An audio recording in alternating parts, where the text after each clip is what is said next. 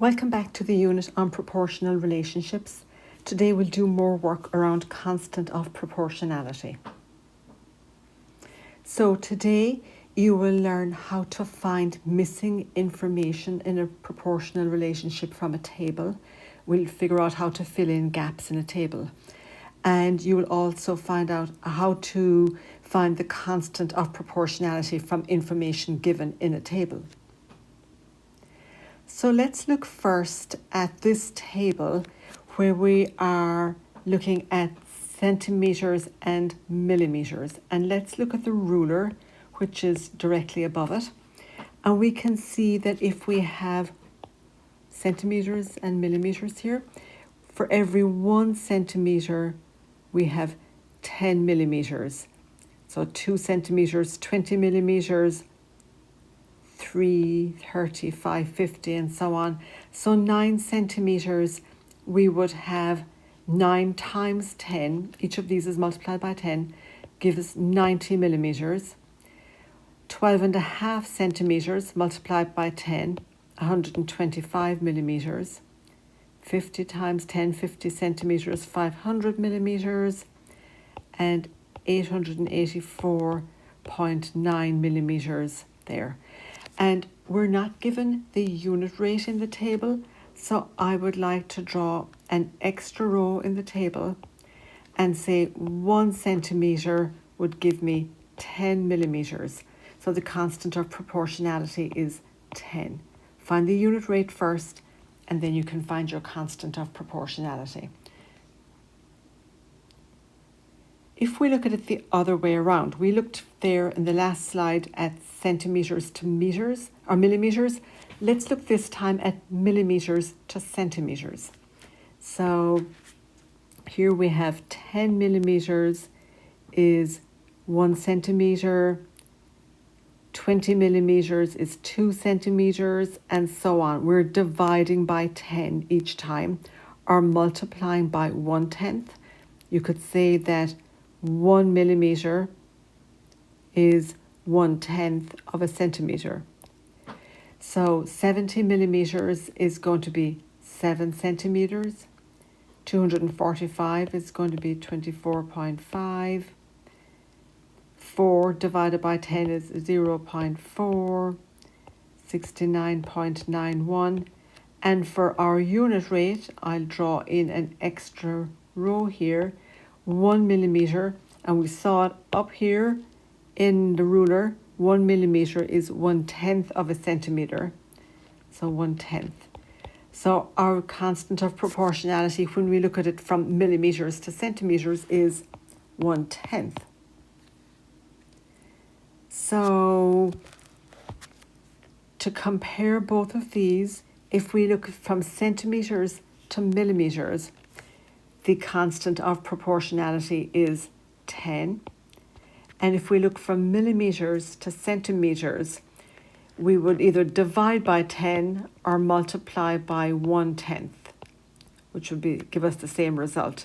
So we've got 2 constants of proportionality to represent this relationship.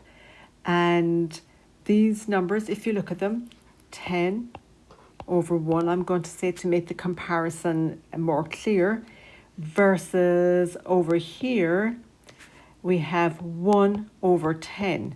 So if you compare these 2 numbers, you can see that they are reciprocals of each other. These are reciprocal numbers. And this is something we will do more work on in upcoming lessons.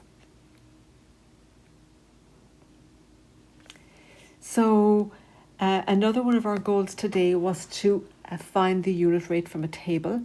So let's look here at this table. We're actually given the unit rate. How convenient is that? We're told that 1 hour, in 1 hour you would travel 550 miles. So our speed is 550 miles per hour. And I'm going to say that the plane will fly at the same average speed for its entire journey, so 550 miles per hour. And so they're traveling for 1 hour and 42 minutes. How far will they go? So I'm going to do the math up here on top. So 1 hour and 42 minutes, 1 hour, and 42 minutes is 1 hour and 42 out of 60th of an hour. 1 and 42 60th of an hour. I should actually write it like this. 1 and 42 60ths of an hour, because there are 60 minutes in an hour. And so that's 1. And when I divide 42 by 60, I get 0.7. So 1.7 hours. So as we work the problem, we can choose to work it in fractions or decimals. I'm going to stick with decimals for now. And if we travel 550 miles in 1 hour, how many miles will we travel in 1.7 hours? Just multiply 550 by 1.7 and we get, I've done the math on my calculator already, 935 miles. So 935, I can fill in the table here.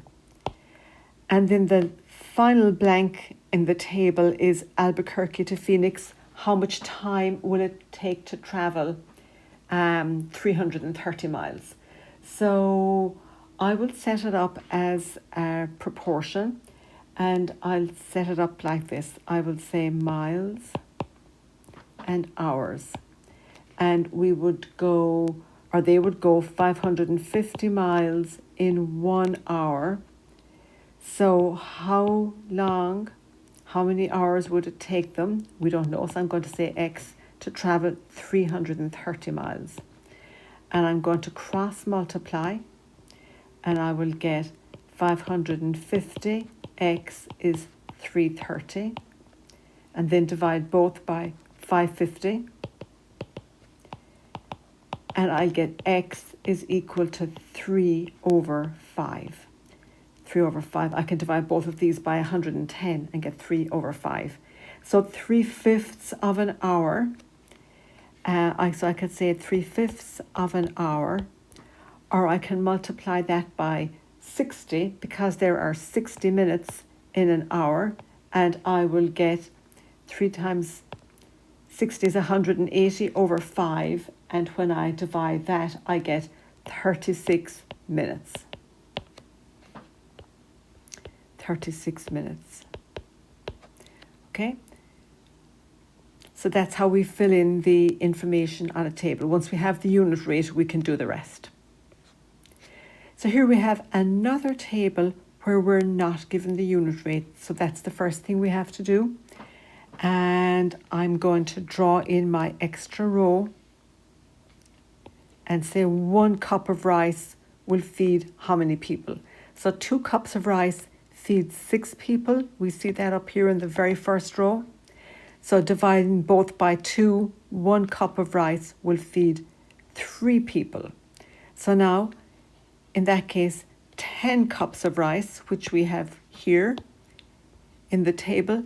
If 1 cup feeds 3 people, multiplied by 10, 10 cups feeds 30 people. And then finally, we want to know how many cups of rice do we need for 45 people. And so we can set up a proportion again. I would say rice to people. So 1 cup of rice for 3 people. How many cups of rice? We don't know, for 45 people.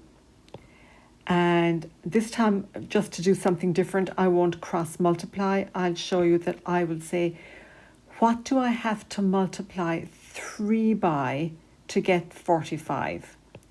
So 3 by 15 is 45. So I'm going to multiply 1 by 15.